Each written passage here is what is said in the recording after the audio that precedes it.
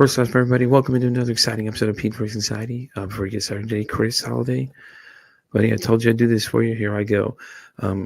Chris, unfortunately, has lost his friend, Juan Gabriel Sosa, on December 18th of this past year. Now, Chris is a gentleman that comes into where I work currently, and Chris came in looking like something was bothering him. And, of course, you know me, the mental health guy goes, "Hey, are you okay, man? Everything good?" Well, unfortunately, Chris had lost his friend a couple days later after a fatal shooting.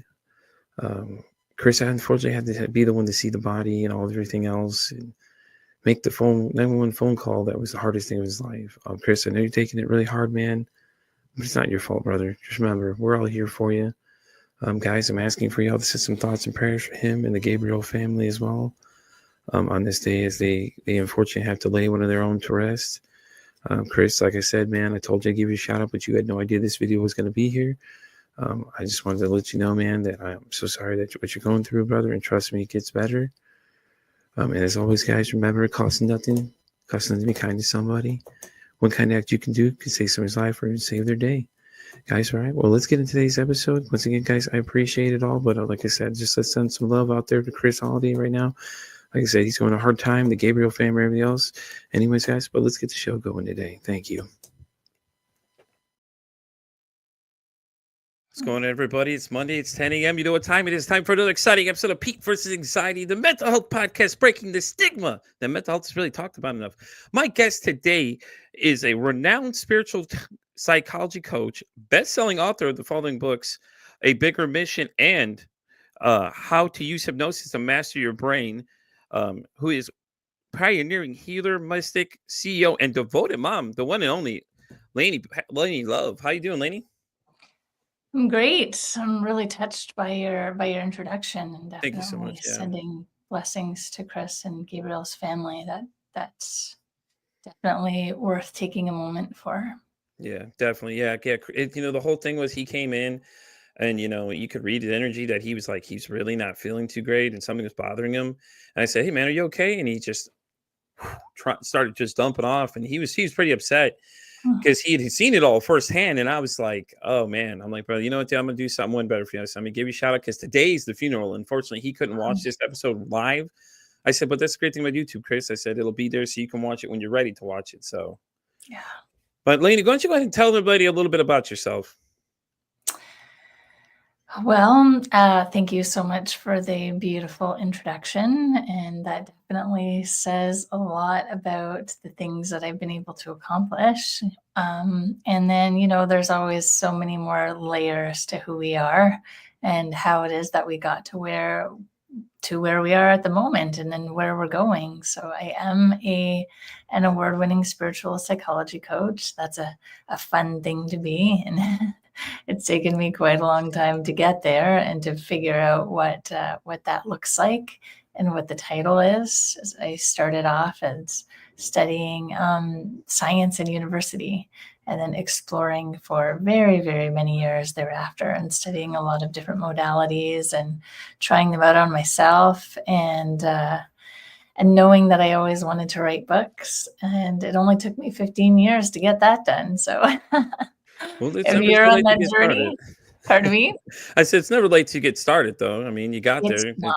Yeah, that's the thing is that I like to joke about it because exactly that song was in my heart, and I finally did it. I met it, and then I did it again, and I plan on, writing several more. So the whole idea of that is, yeah, if it's written on your heart and you want to do it, you can and you will do it.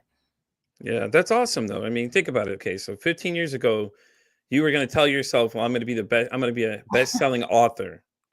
Like those words are powerful enough. I mean, I've had 2-time international bestsellers on this show so far, and as we were discussing beforehand, the show is still fairly new. So for you to be here, I really do appreciate it. It's awesome, especially award-winning. So what exactly is a spiritual psychology coach? I know we can read the title, but what does it actually mean for somebody to understand? Yeah, what does it mean?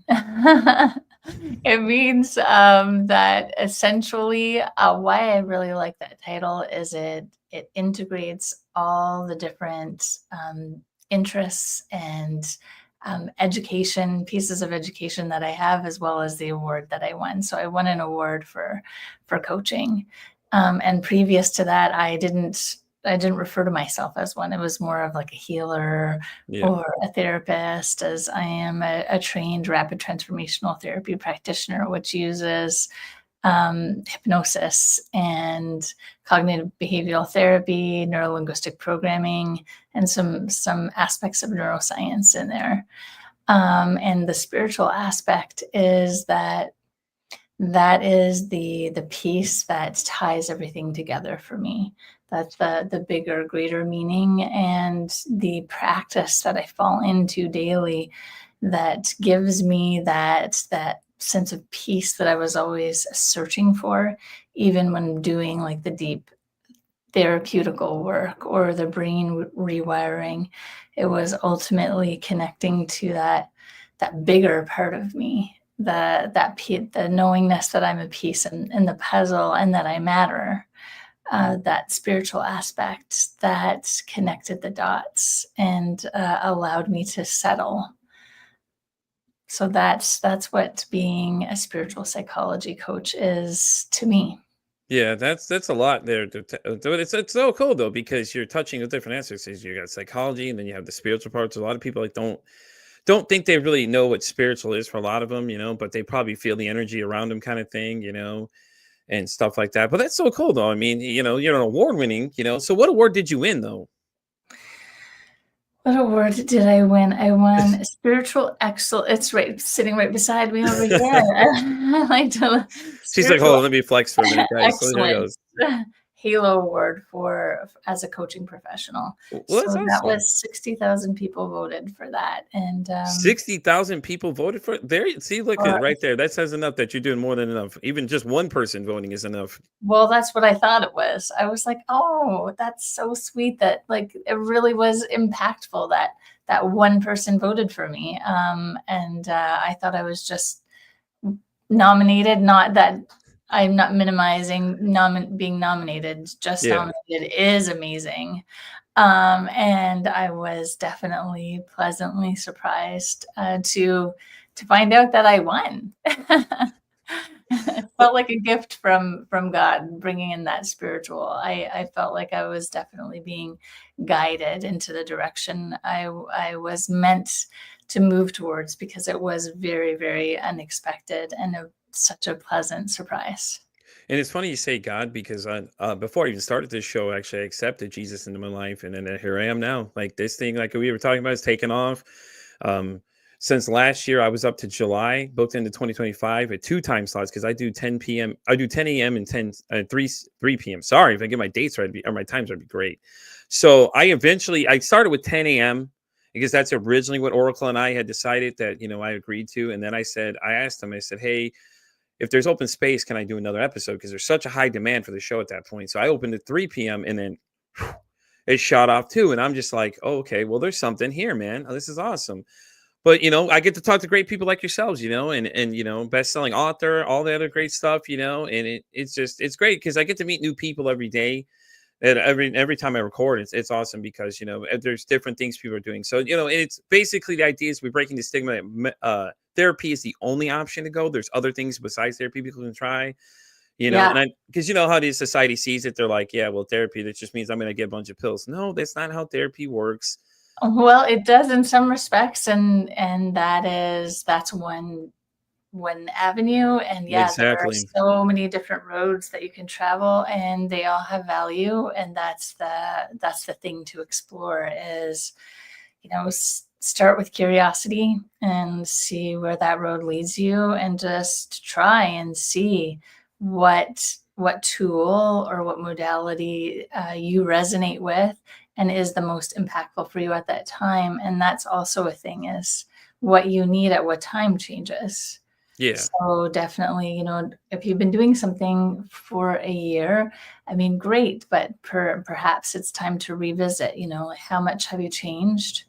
Yeah. Yeah. What has it brought to you? What are the gifts? How have you grown, and where are you looking to continue to grow? Because that's the thing, is that it's never done. I know that that was that was a surprise to me.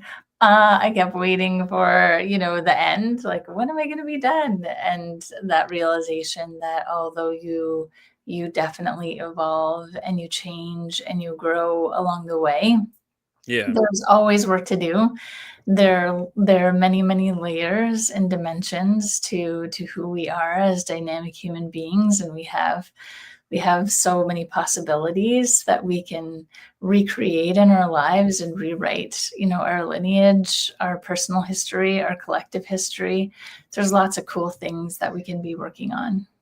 So, Lainey, let me ask you a question. For a bigger mission, what is the story behind the book exactly? For anybody that hasn't read it yet, give them a little go taste of what they'll expect if they go check out one of your books.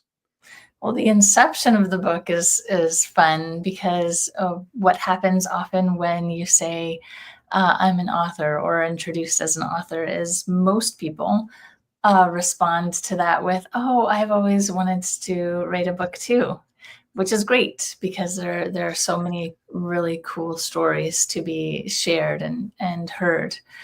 And so I heard that enough in this really wonderful trauma program I was taking with a bunch of exceptional professionals from around the globe looking to further their education. So when I heard that enough from this particular group, I just said, you know what? It took me a really long time to figure out how to get my first book done. I just did it. I had just done it like 6 months, a year before this. It was really fresh. I'm like, anybody that's interested, that wants to be an author, let's co-create a book together. And that'll be so much easier because you just get to do a chapter. So it's not too overwhelming and that you have to do a whole book. And then you can learn the process. You can learn your writing style. You can learn the process of doing a book, and then you can have the confidence that, hey, I'm an author, and be able to celebrate that, and then it'll make you writing your book so much easier. And so that's how it was initiated, but it turned into this beautiful transformative year-long project. And it was really, really such a gift to get to support every author in developing themselves as a writer and to witness, their story. So each author is a professional in transformation, and many specializing in mental health themselves. Everybody uses different tools, and they're all sharing a story of trauma and transformation that they lived through.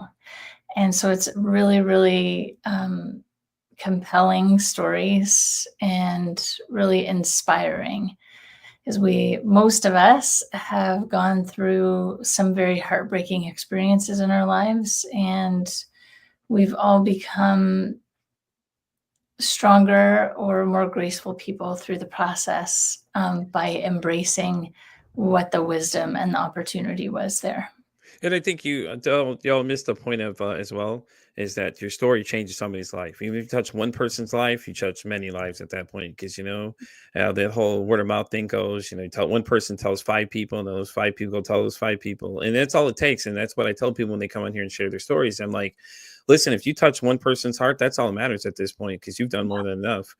And I've had several people come on the show that actually have seen somebody else's episode and been like, hey, now I want to come tell my story, or now I'm getting the itch to come talk to now, because now I want to come, and things like that. And it's great to see, how it causes a change in people that are like, at first are like, oh no, I don't want to talk about it. I don't want to talk about it. And then it's like, oh, hey, I just saw, so-and-so, or I saw Ken, or I saw Sean, or I saw this person say something. And now, hey, now I want to come say something.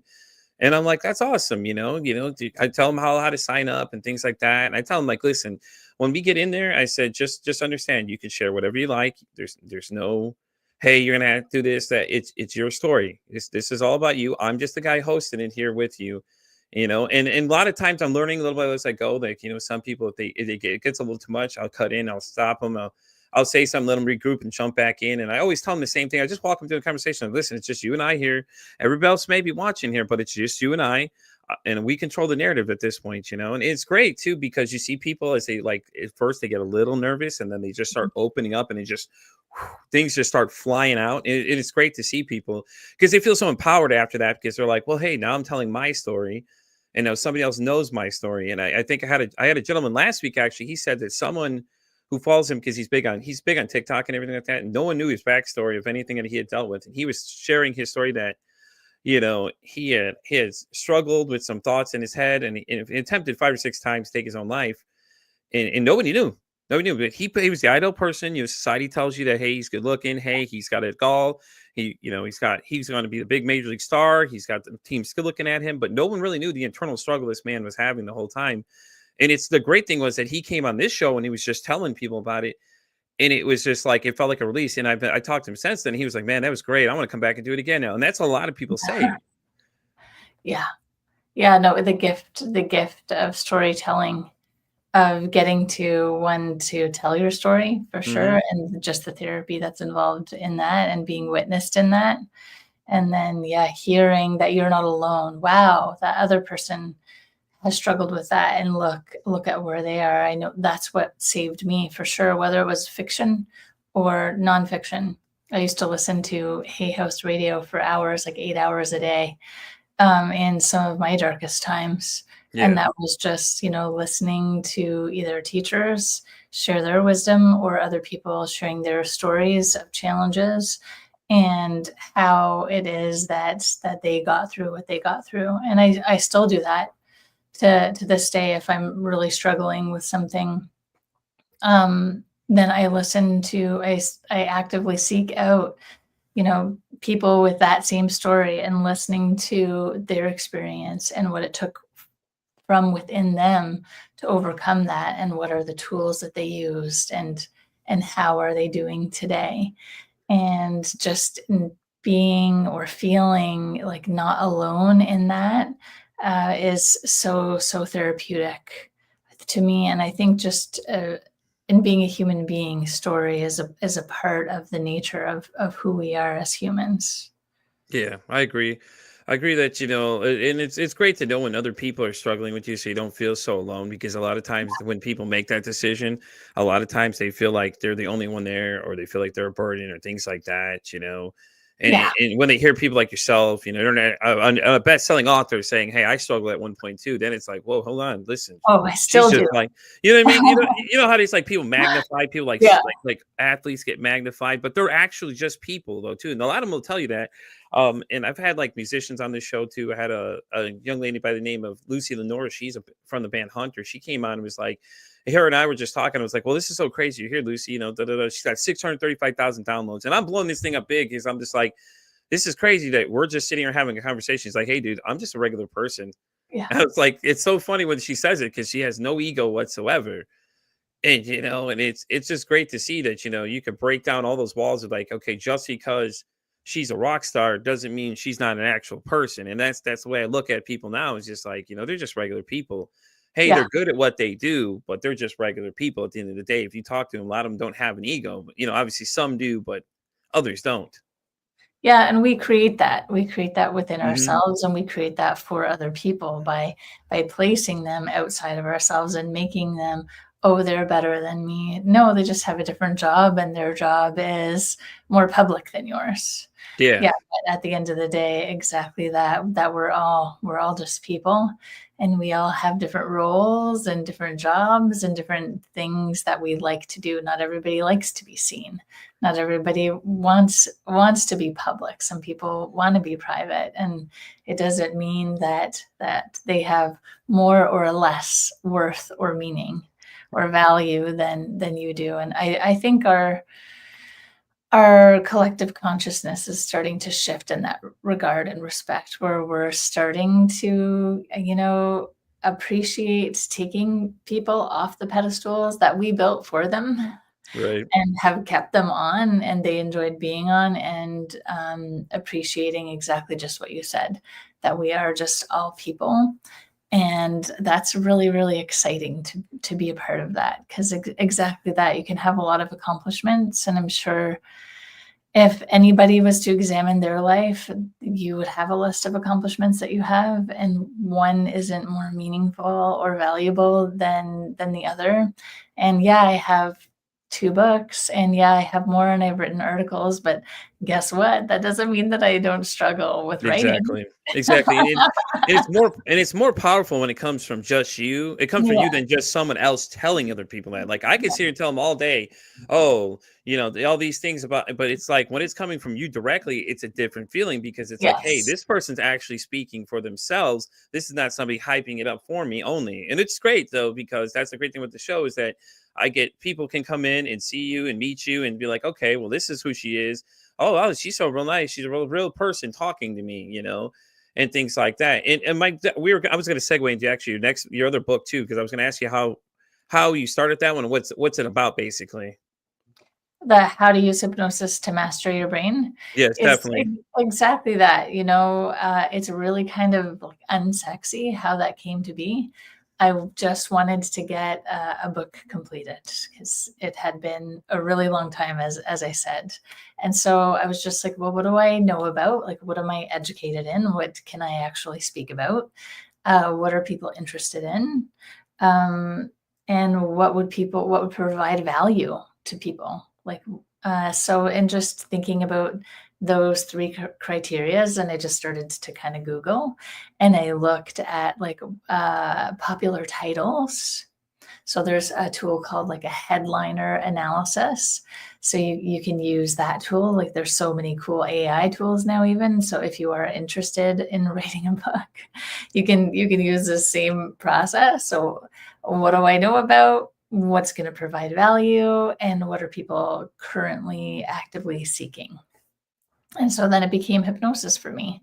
And then it was just really interesting to write more of like a backstory, kind of like an easy an easy step by step how you can use hypnosis to actually to change your brain. And so that's exactly what it is. It's just a very easy tool, simple tool, I guess, that you can use to learn more about what hypnosis is, and then how you can use it with or without a professional to start to make changes to your brain, which will then help you to make changes in your life, because that's where that um, challenge comes up for everybody as you consciously decide, hey, and it's the top of the new year, so there's a lot of like New Year's resolutions right now.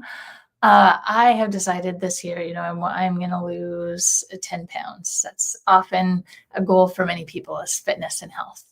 So you did consciously decide that, and yet you're unable to actually implement the changes that you have consciously decided that you were going to make. So it's like, why is that? Well, that has to do with the subconscious part Yeah. of the brain.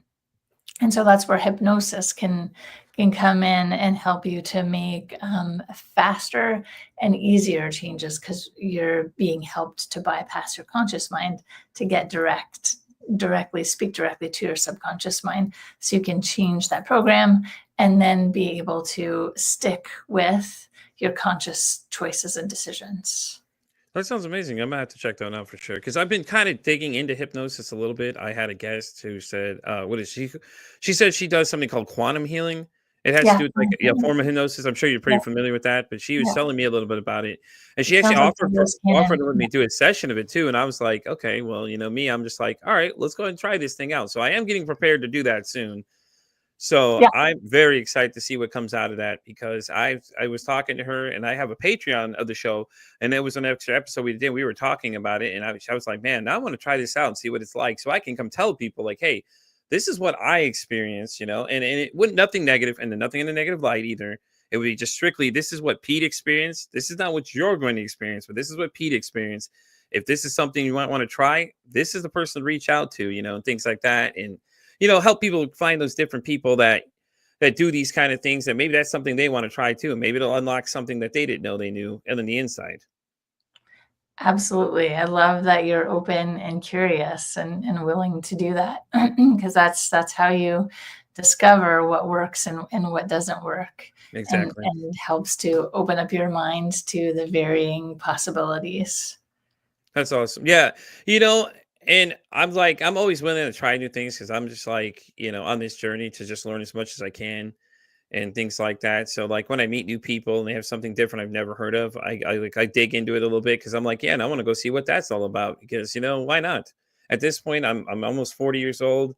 We only live one life. Like why limit myself to so small things? Why not expand my horizon and try other things? Because you never know what you're going to discover at this point. And I liked how she was like, well, it puts you in a deep state, and then you kind of go further past your mental wall and go in there, and then they'll start asking you questions that come out. And I'm just like, I'm curious what answers I'm going to get from that.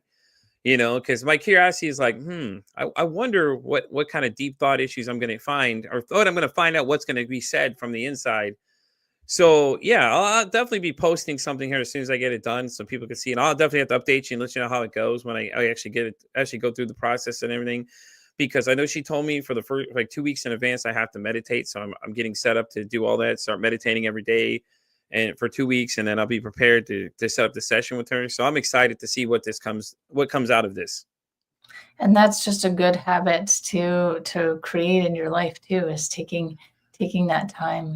People, we often hear about meditation and the benefits of that, and it doesn't have to mean that you're sitting there for hours Yeah, on end in silence. It's just really taking moments and times to not be plugged into something, and to let yourself just listen to whatever your inner dialogue is, or just to notice, wow, my mind is hmm, always this.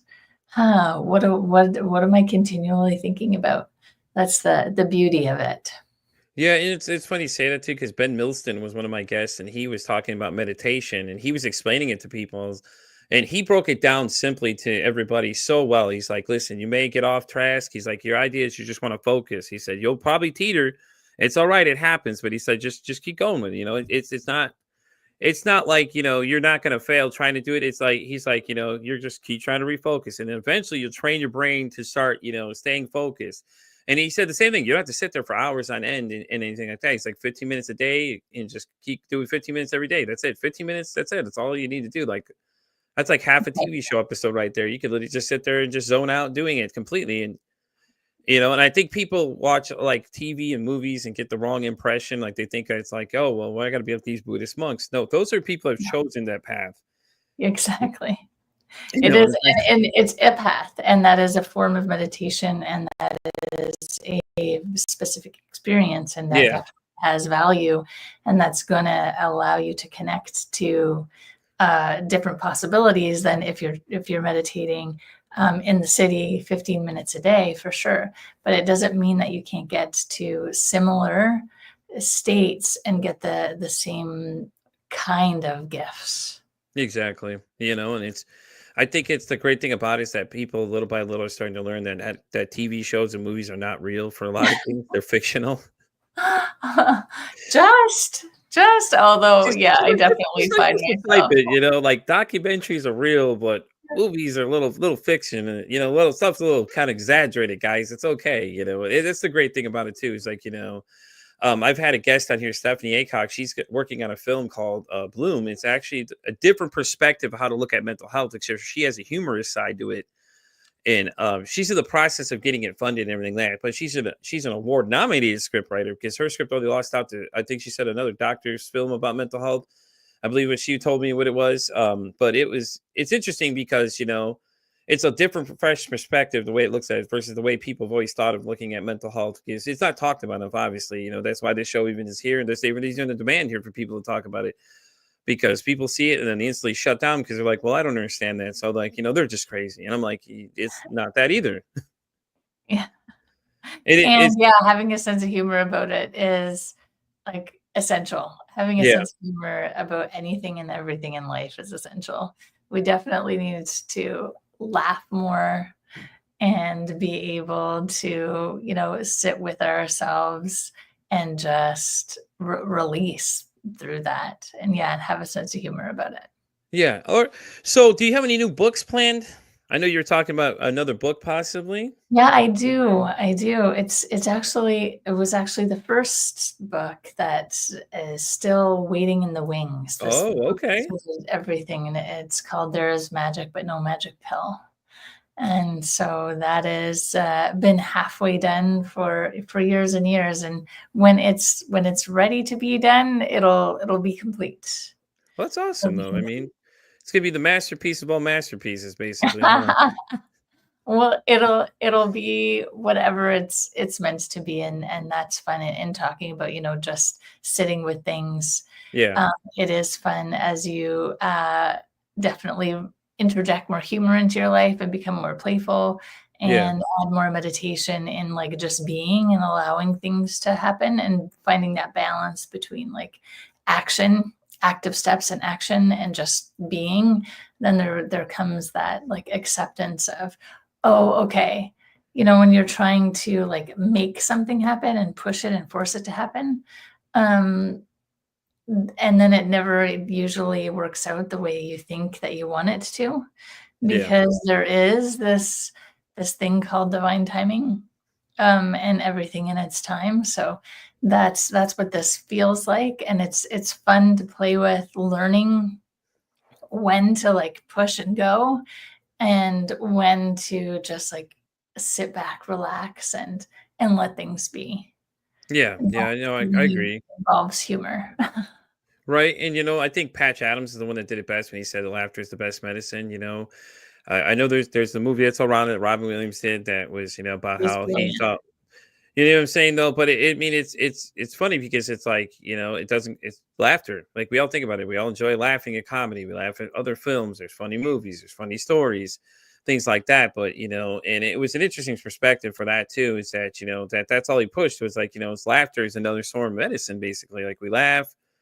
And a lot of times, like like Stephanie's film is pushing for is that we're gonna it's a funnier side to mental, but she's not making fun of it. She's just changing the perspective of how we look at it, though for different generations to come and and things like that. And I feel like we need to start the conversation sooner with the younger crowd. That way we start building a better relationship with it because I feel like a lot of them see these things and they're taught by the product of their environment that okay, well, that person's just crazy or that person, it's just they're just sad. There's nothing wrong with them. And it's like, I think it goes a little bit deeper than that, for some of that stuff, depending on what it is, say you have like BPD, which is, borderline personality for anybody that doesn't know, that one was an interesting one because my guest Lucy had said that she was diagnosed with that. And she was basically telling people that every day she has to question who she is. Like she gets up, looks in the mirror and has to question it, and that was her perspective to it of how it goes. And that's the great thing about the show is that, when people come on with different diagnoses. So this leads to my question to you is that do you have any diagnosis of your own? Like, personally, yeah. Yes. Oh, yes. In university, I was diagnosed with ADHD, which Okay. I think, most people have, and I love to examine, like, why we are the product of that and how that happened, and for me, that was more growing up more in chaotic, traumatic environment, Yeah. um, and that was the result of that, and I think that's a result of many people's diagnosis, but also, the environment that we're cultivating and curating with all of the, like, screens and now, and change, change, Mm-hmm. change, change, change. So that is definitely changing, how we relate to, attention and being able to, like, be still, and how our minds are processing and functioning, and definitely also our emotions. I find, there's more of like an, reactive response the more that, we're always looking for change now. Is my son, um, is my best teacher when it comes to that, and yeah, he also has some several, um, several titles or terms that go along with his name. He's been diagnosed with a couple of different. So He's so what ADHD also. is ADHD? So I was going to get to Yeah, that, ask you exactly what diagnosis he has as well, if yeah. you didn't mind. Yeah, he was considered on the spectrum, but I think he has grown out of that, Yeah. which is pretty, beautiful and exceptional. exceptional. And I think it's really important to know that um, as you use these tools and processes, whatever ones it is that you choose, Yeah. you can begin to change what's manifesting in your life. So if you are given a diagnosis, you don't have to like claim that for your entire life. Yeah, That it exactly. can be what you're experiencing right now, and you can create a different reality by using tools and therapy. That possibility is available to you. Yeah, it's Yeah, awesome you say that though. You can change it though because one of my guests a week or two ago, David, his son is actually autistic, and he said yeah, that he went from nonverbal to having complete sentences with people, and it was just and the way thing was is that he's probably smarter than 90% of the people we talk to on a daily basis. Like their ability to absorb information it's incredible, honestly. Because we yeah, were talking about that because I had met a young man through a friend of mine. He could tell you every capital of every city in the world. He could tell you the capital city of every country in the world. Basically, like you could spin a globe, point at it, give him the name, and he could tell you exactly what the capital city for that is. And it was a shocking thing because I was just like this. He's only like 12 years old at the time, and he has all that information already absorbed into his brain already. And it's just like people would be like, oh well, he's on the spectrum, so obviously he doesn't know anything. Hold mm, up, hold up. These guys are smarter than us. Let me tell you, these guys and gals are way smarter than us on some things, man. They will blow your mind. Yeah, and things like that of the amount of knowledge these guys have. And I think that, it's great that you make that point of that you can change your narrative versus sticking with it. Okay, well, I may be this, but doesn't mean you have to stay with that. There's so many different things nowadays you can help yourself evolve out of that problem, into other things, or you could get past these things and start being, and stop falling on what everyone says it is and make your own path, basically. yeah. You don't have to claim something and Hmm. and declare this is it. I was given this diagnosis, Yeah, therefore this is what I am for the rest of my life. I mean, that's a choice for sure, but there is also a possibility that you can use tools, and it is possible that you can create a change. And you can also create a different relationship with what that diagnosis also means to you. exactly. As you're just saying, like with the autistic friend, what is it? Is Yeah, your autistic. son's Yeah, friend? Yeah, yeah, who has autism, and how you're relating to him as being like exceptionally intelligent. Yeah, absolutely. Like we all have different levels of brilliance and intelligence. Like we're all meant to be different. And exactly. yeah, but putting a label on somebody and then defining who they are via that label, I think that's what this whole conversation of mental health is about. Is that okay, right now this is what I'm experiencing, but it doesn't mean that therefore I am just this. Yeah, I am this dynamic, intelligent, brilliant, hilarious human being that right now is experiencing these things that are these symptoms are grouped together and called this, but that's not who I am. And that's a really, really cool thing to shift to. At least I think it is. I think so too. I think that we need to move away from labeling everything and just start, making our own story kind of thing. People want to put everything into a category. Oh, you're Yeah, this or that. Like 90s in the high school, it was like, oh, there's the jocks or there's, you had those different culture exactly. kind of, Yeah, you know what I'm saying? It's like we need to move away from that. Just because somebody is autistic or somebody's, anything of those things that's on the line there, it doesn't make them any different. They're still a person at the end of the day now. exactly. And It's helpful. It's helpful mhm. because then it helps me to understand, oh, that's how you're responding to this. Exactly. Yeah, yeah. And So if you that, know exactly what their diagnosis is, you can understand better how to approach them. yes. And I understand that completely. I just feel like that people need to stop trying to label people still. And like we're in the year And just 2025 stating now. it. Yeah. Yeah, well, I can't do that because of this. I mean, that's a Yeah, the choice. You can limitation choose thing. Oh, I that. can't do it because I have this. It's like, come on now, stop. Yeah, You're or you could use some tools and processes and see if that statement is true or whether or not there are actually other possibilities. Right. And Exactly. that's the conversation that I'm more interested in. And I'm grateful because I didn't fully know that those changes were actually like fully possible Yeah. until I experienced it, one with my son, and Yeah. two within myself. I changed my response. I used to be like a big freezer. So when stress would happen, my trauma response would be to freeze and shut down. Yeah. And now, the more work that I do on myself, the more I'm becoming a little bit more of a fighter. Definitely less of a freezer and a hider, and maybe initially a little bit of a freezer, and then I'm shifting into fight mode, Yeah. which I never was in my life. I was always kind of envious of the fighters. I'm like, but as I continue to work on myself, that response has changed within me, and I didn't know that that was possible until it happened to me. Well, it's awesome though. I mean, it's great to see that you were able to start taking ownership and stop, move away from what you were used to doing and try to get to a better situation, become a fighter instead of freezing.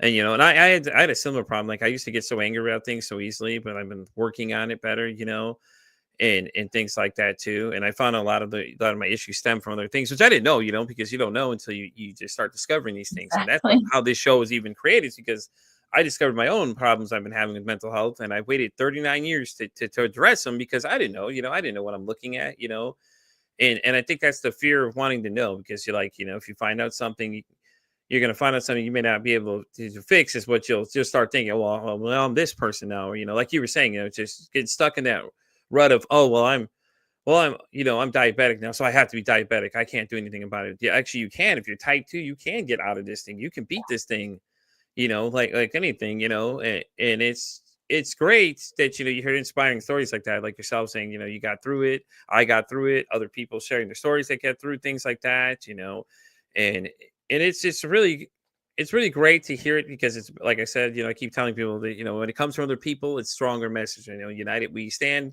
divided will fall, basically. And that's the great thing about mental health awareness, is that I'm trying to raise and start a community where people can come and talk about all this stuff, and no one feels scrutinized, and we're not judged because oh well, because you're a man, you have to be the alpha male, or or you can't be emotional because you're a man, you can't talk about these things. And I know one of my guests in my Patreon interviews I did, Leslie Lindsay Davis, she said that she was commending me because the fact that I'm male and I'm talking about this subject, because she's like, you don't have a lot of males that are out there pushing for this subject to happen. And it's like, well, and my thing, like a lot of times I think is when people start giving it like, oh, well, I'm a black male. I said, why do we have to give it a color? Why don't we just be a person who's pushing for this kind of thing? You know what I'm saying? And it's just like, why do we get to start giving these things those, like we go back to the labeling thing. Like it's Yeah, like, go back to the labels. it's Yeah. like at the end of the day, let's look at the facts. The black and white facts are that we're human. We're either male or female by gender, okay? But let's leave it there. Like, why does it have to be added? Oh, I'm this or I'm that. It's like, why can't we just come together and be males and females, and we both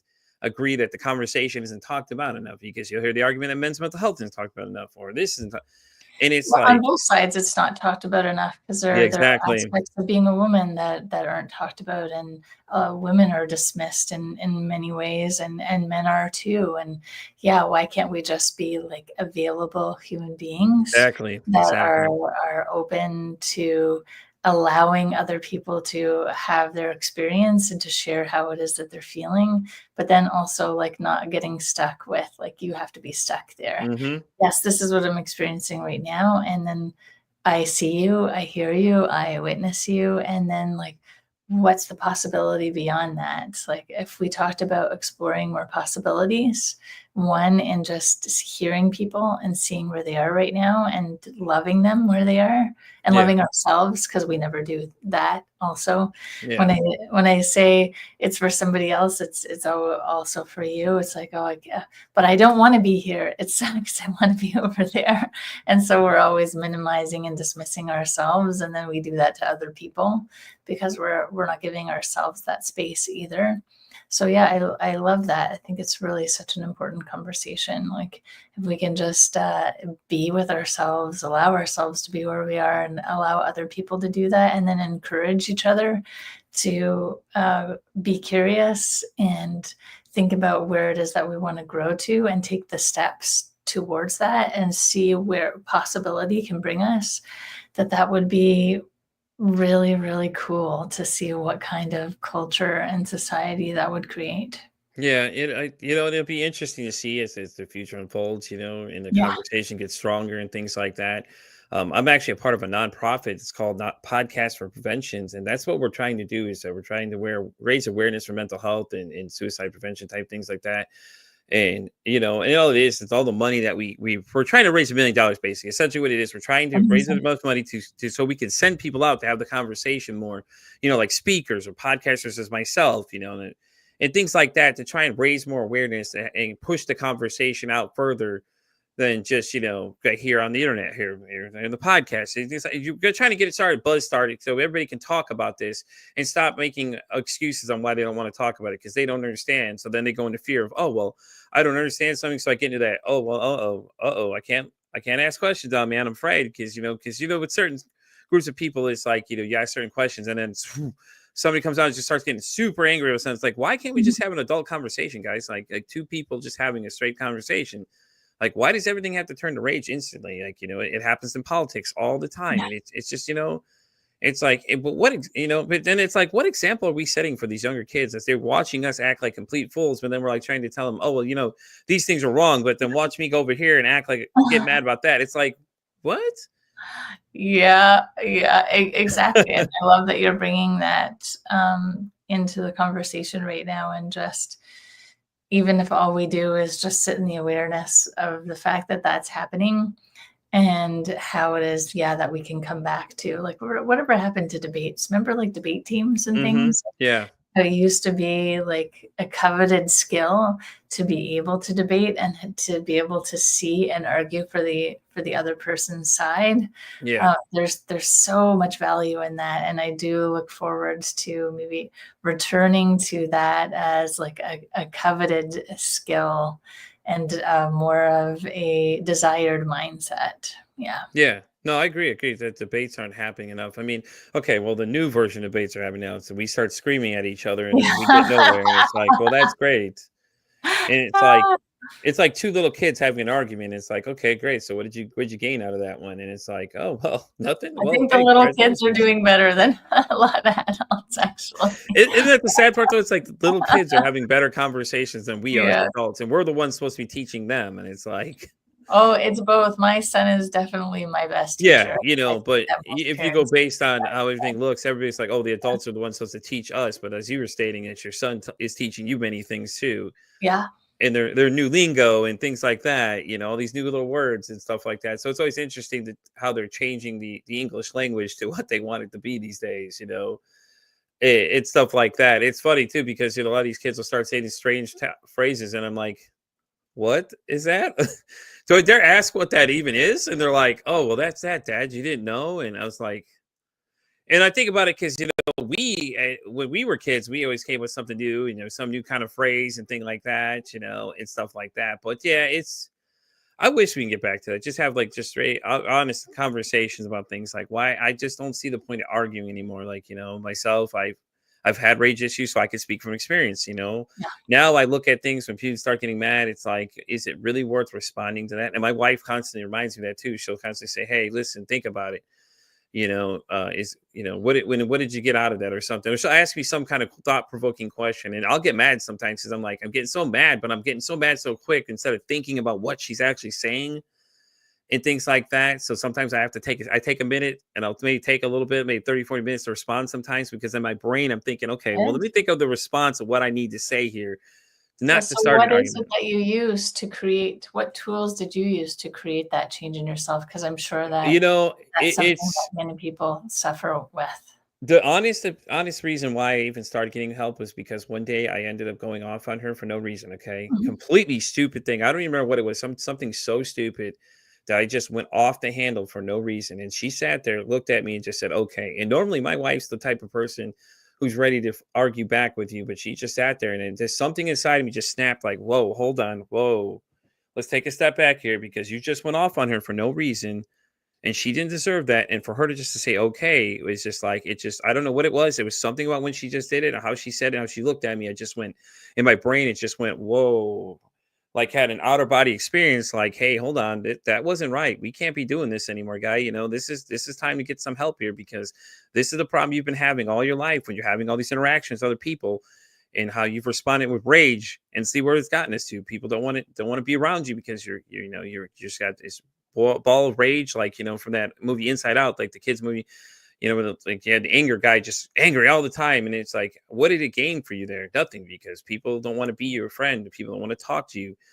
People don't want to be around you because you're not a pleasant person. And I've had several people say it, and it just didn't click in my brain. But for Mm. whatever reason, it was that one moment and that one time and that one event that caused everything just to make me step back and think, wait a minute, hold up, guy. We need to get some help here, because, this isn't right. And then she's constantly always just, getting on my case about certain things, and I'll respond angrily, and she's like, "Yeah, it gets you mad, doesn't it?" And she's like, she knows it gets me mad, because she's like, she's trying to help me out, and she's like, "Yeah, you need to break these habits of things you're doing. Like, I'm not these other people you've been around. I'm not going to sit here and listen to it." And maybe that's what it is that she's so against everything. It's just like, hey, listen, you need to stop all these bad habits of things you're doing. Like, I'm not those other people. You need to understand that right now, that I'm not them. And if you don't get that point, I'm not going to still be here at the end of the day, kind of Mm. thing. But I love her to death, and I appreciate everything she does. But she does upset me sometimes. But it's what I need to hear, though. A lot of times, like, she's just honest with me,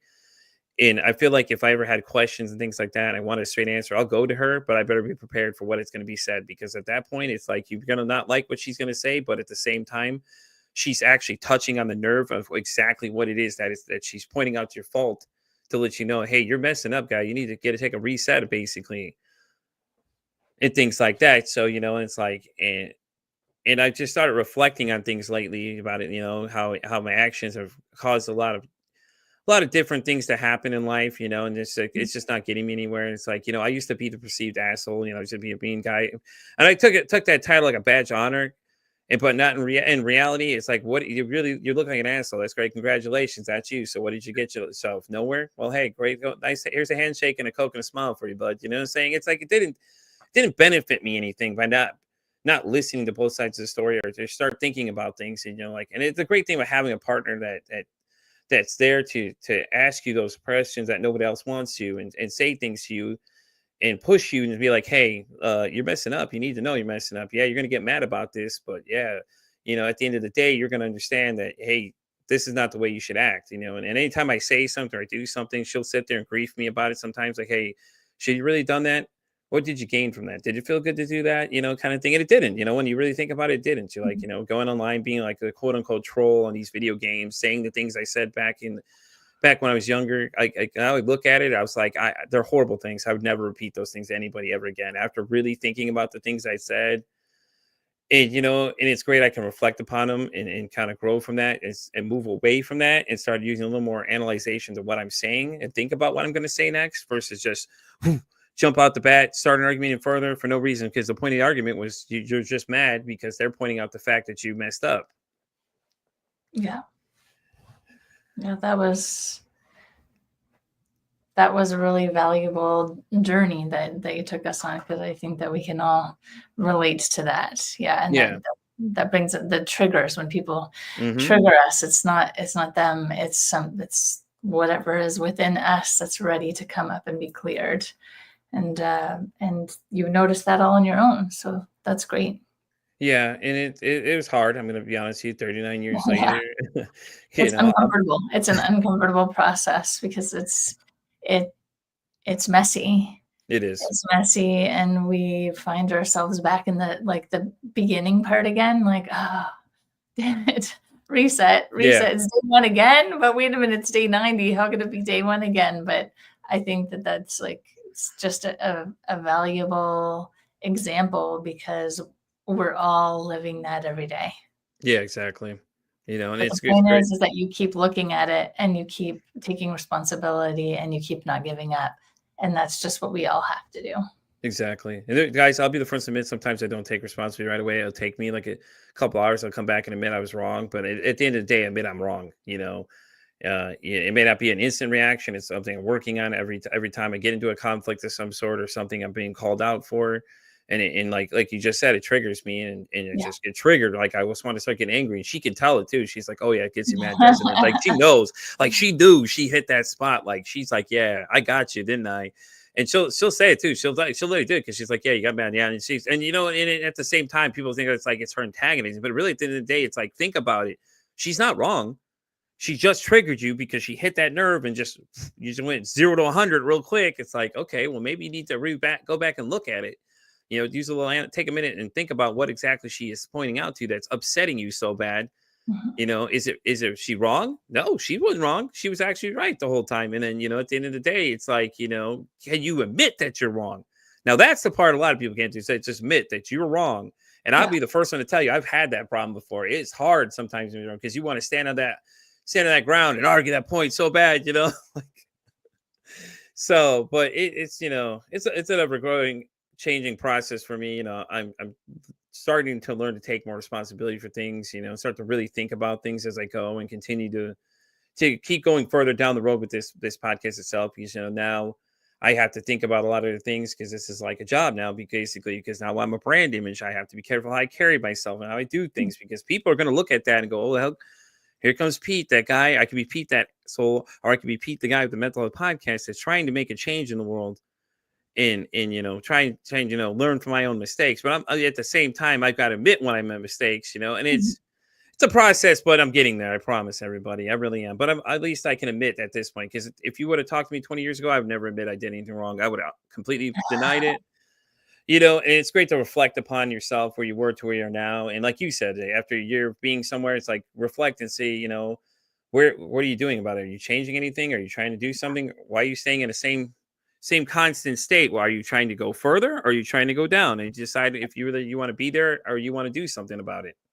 It's a good practice, like, even, Hmm. uh, to end on is that a examining your life, and just that when you're talking about taking responsibility, that's the whole thing, is it's at the end of the day, it's you against you. Yeah, It's up exactly. to you. It's not anybody else's responsibility, it's your responsibility. And there are so many ways that you can be taking responsibility for yourself. And then you taking responsibility for yourself, it doesn't mean that other people aren't important. Of course Exactly. they are. We are like a community oriented beings, but nobody can make you do anything. People can inspire you into taking action and doing it yourself, but nobody can make you do anything.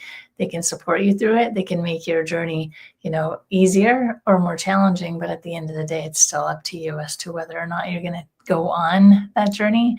So taking responsibility is super important, and also not becoming complacent. We talked about also, like, but I am this label, and so I'm just going to sit Yeah. in that. Like, don't become complacent in anything. It's like, keep re-examining. Okay, I've been doing this. This is working. This isn't working. Where can I pivot? Where can I keep going? As you were saying, even within your podcast journey, it's like, okay, I know when I want to do this. Okay, how does this work? Oh, this I could tweak a little bit over here. I can pivot. I can do this. It's the same with your mental health journey, with your personal journey. It's Yeah. We have to keep pivoting, keep going, keep taking responsibility. And you don't have to be just your brand. You can also be the asshole sometimes. One doesn't diminish the other. It's like, Okay. I'm a human. I Yeah. recognize that I'm a human, that I'm not this perfect, Yeah. like, Oh, of course poster not. I'd be boy the first to of, tell you I'm like, not perfect. yeah, I'm this brand, and therefore I have to be perfect and act this way all the time. No, it is my desire and it's my intention that I'm going to Yeah. continue to evolve and grow, but doesn't mean that I stop being human. Exactly. Yeah. Well, Lainey, as we get ready to wrap up this episode, did you want to go ahead and tell people where they can find you? I know you have a website, and you want to plug any of your socials that they can find you and they can follow you and keep a Yeah, lookout for that masterpiece book we're working on. that's right. Yeah, it'll be fun. It'll be fun, and I encourage you to do yours too. And if you need any tips, you can always Definitely. hit me up at Lainey Love on social media, and lainne.com, Lainne. And I'm in the midst of doing my free masterclass of getting that up and ready, so that when you're ready, you can just sign in and go to lainne.com and sign up for the masterclass. And I'll just go right into teaching you, giving you tools that you can use, because that's going to facilitate the change that you're looking to create in your life. That's awesome. Guys, as always, you know where to find me. I'm Pete versus Anxiety, pretty much at everything. I'm like Visa everywhere you want me to be. I'm on Instagram, TikTok, X, Facebook, TikTok. I'm pretty much everywhere. And I know it's a lot of places to try and keep up with. So I know. I apologize. But yes, anyways. But Lainey, once again, thank you so much for coming. It was great having you here. I enjoyed the conversation with you. I look forward to the new book coming out eventually. You know, I'll keep an eye out for it and things like that. I'm definitely going to go check out some of the other ones too, because I really want to check. I like the hypnosis on. I really want to look into it a little bit, since I am going to do the quantum healing. I want Yeah. to look more into it, because I feel like, I can never too old to learn enough stuff anyways, things like that. Cause I want to constantly learn more stuff about things like this. So I really appreciate you being here today. Like I said, and as we get ready to wrap up here, guys, I want to tell you guys once again, let's send some love out to Chris Holiday. Yeah. Unfortunately, the loss of Chris, we're all here for you, man. As everybody said, we're sending nothing but best wishes to you, man. I know today's a hard day for you, brother. By the time you see this video, and it may have already passed, but listen, man, you're not alone. We've all been there at some point. And guys, as I always like to say, it costs nothing, absolutely nothing to be kind to somebody. One kind act you could do could save somebody's life, or heck, you could even make their day. I'm Pete versus Anxiety, signing out saying, guys, I'll see you again at 3 o'clock.